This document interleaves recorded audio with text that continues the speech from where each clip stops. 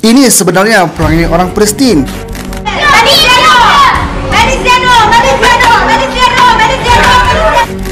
Mereka mengamuk dan pecahkan pasu, bahkan merendahkan Malaysia. Selepas mereka ditolong dirawat sehinggalah dibawa ke Malaysia. Tentera Udara di Raja Malaysia TDM Subang pada 16 Ogos. Kita akan share dalam video kali ini.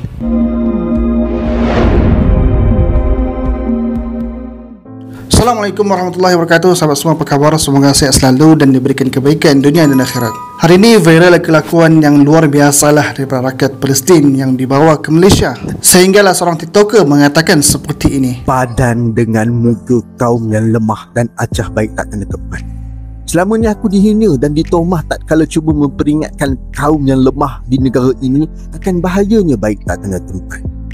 Nak rasakan balasan kebaikan kau dengan penghinaan yang besar. Itu baru hanya segelintir tau. Bayangkan kalau mereka ni lebih ramai. Percayalah cakap aku, pemimpin dan rakyat dari kaum lemah di negara ini akan tunduk pada tuntutan pendatang-pendatang ni semua, bukan sebab tolak ansur, tetapi kerana mereka takut dan gerun pada pendatang Arab yang segelintir ini.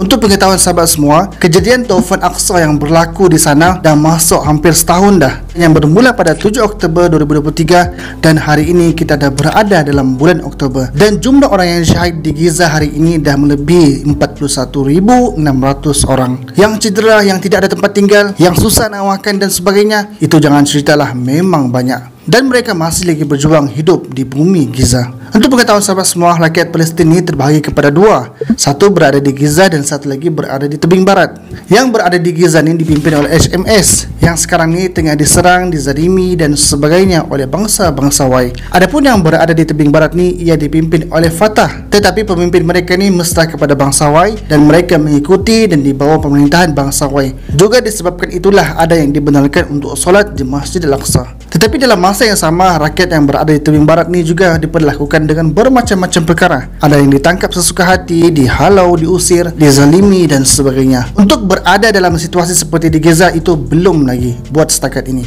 Bahkan di tebing barat ni juga ada yang hidup mewah dan tidak kisah untuk bersengkongkol dengan bangsa-bangsa Y. Jadinya pada 16 Ogos tahun 2024 baru-baru ini, kerajaan Malaysia telah pun mengambil inisiatif untuk membantu sedikit orang-orang Palestin yang cedera, iaitu hanya 41 orang sahaja. Kemudian diiringi oleh waris keluarga mereka seramai 86 orang. Mereka ini dirawat di Malaysia dulu dan akan dihantar pulang selepas mendapat rawatan. Dan mereka ini diambil dengan 2 pesawat daripada pangkalan udara Al-Maza, Mesir, melalui penerbangan selama 13 jam dan sempat transit di Karachi sebelum menyambung perjalanan ke Malaysia. Pada ketika mereka sampai di Malaysia, mereka disambut dengan baik, dialu-alukan sehingga menteri pun turun dan memang tersebarlah satu Malaysia. Setelah mereka duduk di Wisma Transit selama 2 bulan lebih, yang mana bermula daripada Ogos sehingga ke Oktober. Setelah mereka melalui tempoh tersebut, jadinya pada 2 Oktober 2024 adalah seorang makcik yang nak stay out, yang nak duduk dekat luar. Boleh jadi nak duduk dengan kenalan dan juga keluarga yang lain. Tetapi makcik Arab ni tidak dibenarkan untuk duduk di luar. Antara sebabnya ialah kerana mereka masih lagi di bawah jagaan tentera Malaysia, masih lagi dalam kawalan keselamatan negara. Mereka tidak boleh duduk di luar sesuka hati, kerana boleh jadi juga mengancam keselamatan mereka. Dan boleh dikatakan juga sifat Arab ni keras. Sebab itulah bangsa mereka ni sahajalah yang berani melawan bangsa-bangsa Y. Dipendekkan cerita, makcik ni pun berdebat mulutlah dengan staf dan juga askar yang berada di situ, iaitu pihak keselamatan yang jaga kawasan tersebut. Bila dah lidah yang tidak bertulang ni menghunus dengan rasa amarah, maka mengamuklah makcik ni pada seorang tentera yang kita boleh tengok sendiri pada video tersebut. Marah sampai tak sedar diri sehinggalah disepaknya perhiasan juga pasu yang berada di kawasan wisma tersebut dan berlakulah sedikit kerosakan. Jadinya keluarga pihak makcik ni pun teruslah ikut campur dan sama-sama protes sambil mengucapkan kata-kata yang tidak baik, iaitu no Malaysia dan sebagainya. Mana tumpahnya kuah kalau tak ke nasi. Jadi anak-anak pun ikut sekali melakukan perkataan tersebut.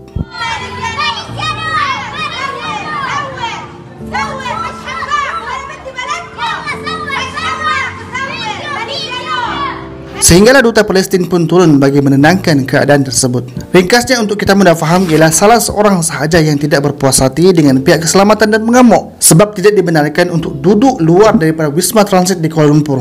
hanyalah segelintir sahaja yang mungkin daripada golongan berada yang ada kemampuan untuk duduk di luar wisma transit tersebut. Mereka pun datang ke Malaysia untuk selamatkan diri dan dirawat. Hanyalah segelintir, kerana rakyat Palestin yang lain tidak bertindak seperti mereka, bahkan membantu lagi menenangkan keadaan.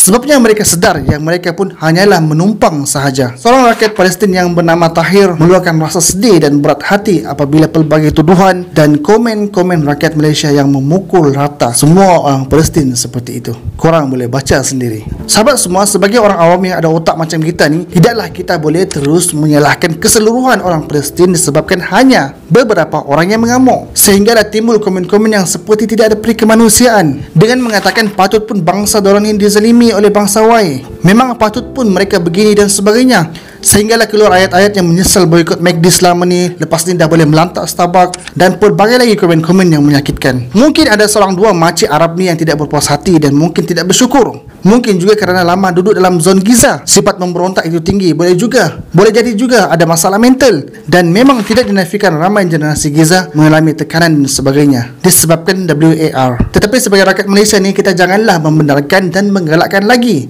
penuhan saudara Islam kita di bumi para anbiya itu dengan support barang-barang bangsa Y. Kerana golongan seperti mereka inilah yang masih berjuang untuk membebaskan tempat suci ketiga umat Islam, iaitu Al-Aqsa. Bangsa mereka ini jugalah yang diperkosa dan dibu oleh puak-puak Zio. Sebilangan besar dari mereka tetap tidak berganjak untuk mempertahankan tanah air mereka. Sebilangan besar juga daripada mereka masih berjuang, sehinggalah ramai daripada mereka yang syahid. Tup-tup hanya kerana makcik yang nak stay out tu buat hal, kau salahkan semua orang Islam di Palestin. Kau halalkan dan gelakkan apa yang terjadi kepada mereka. Kau kisahkan pasal tekak kau sahaja kerana lama dah tak melantak McD dan Starbucks. Matang doh. Kalau kita berperangai seperti itu, kita sama aja dengan Muhammad Salman yang dia kisahkan hanya hiburan, muzik, joget untuk rakyatnya, untuk terus lalai. Bahkan dia tidak kisah pun bangsa Arab sendiri diperlakukan seperti itu, sedangkan negaranya lebih dekat, dan di sana jugalah terdapat tanah suci umat Islam yang ketiga. Mungkin hari ini dia bergembira dan bersenang lenang macam kita, tetapi nanti bila ia menimpa mereka, barulah ternganga. Kerana negara-negara Islam sekarang bukannya kuat, masing-masing pentingkan diri. Bak kata pepatah seperti ayam yang berada di dalam reban, yang diberi makanan hiburan, tunggu masa untuk dipotong. Yang berani pun mungkin Yaman, Iran, itu pun semuanya daripada jarak jauh sahaja. Sahabat semua, kita ingatlah pesan baginda Nabi SAW. Sebagaimana sabda Rasulullah, akan datang zaman di mana seluruh manusia mengerumuni kamu sebagaimana mengerumuni makanan ke bekasnya. Maka seorang sahabat berkata, adakah disebabkan jumlah kami pada waktu itu sedikit ya Rasulullah? Maka jawab baginda, bahkan jumlah kamu pada hari itu begitu ramai, tetapi kamu hanya seperti buih di lautan, dan Allah akan cabut daripada sanubari musuh kamu perasaan gerun terhadap kehebatanmu, dan Allah akan mencampakkan penyakit wahan ke dalam hatimu. Maka seorang sahabat berkata, wahai Rasulullah, apakah penyakit wahan itu? Lalu baginda Nabi SAW bersabda, cintakan dunia dan takutkan mati. Dan ini adalah hakikat yang kita terima sekarang. Kita cintakan harta kebendaan kita, anak beranak kita, lebih daripada segalanya. Dan hari ini juga Iraq dah kena, Syria dah kena, Libya dah kena, dan banyak lagi negara-negara Islam yang terus dikerumuni oleh serigala kufar. Last yang berani ketuk kepala bangsa Y ini pun hanya King Faisal sahaja. Itu pun tidak lama sebab syahid dibunuh pada tahun 1975. Jadinya sekarang inilah masa-masa kita dikerumuni oleh serigala. Dan yang paling lama dibaham oleh serigala ialah umat Islam yang berada di sekitar Masjid Al-Aqsa. Dicari, diperkotak-katikan, pun mereka masih lagi melawan serigala tersebut. Kita yang hidup senang ni, sumbangan pun sikit, terus nak hukum keseluruhan kesalahan atas mereka. Itu tidaklah sepatutnya. Sebagaimana yang dikatakan sebelum ini, mereka datang hanya untuk mendapatkan rawatan, dan mereka pun akan balik juga. Bukan seperti 1.2 juta rakyat Cina yang tidak keluar-keluar daripada Malaysia. Rakyat Palestin ni yang berjumlah hanya 100 lebih memang akan balik ke sana. Dan kita kena ingat juga, manusia ni ada bermacam-macam perangai. Adanya segelintir Arab yang tak reti bersyukur, sebagaimana yang kita saksikan hari ini. Tetapi janganlah dipukul rata dan dinafikan hak mereka sebagai saudara se-Islam kita. Korang lihatlah keadaan mereka di sana. Ia bukanlah lakonan dalam filem, tetapi ia adalah realiti yang berlaku kepada mereka. Kehilangan anak, kehilangan saudara, kehilangan kaki dan tangan, kehilangan rumah, itu dah biasa kepada mereka. Kita yang sedang ni janganlah terus mencemu secara mengkhinzir buta. Jadi cukup sekadar itu sahaja. Assalamualaikum warahmatullahi wabarakatuh.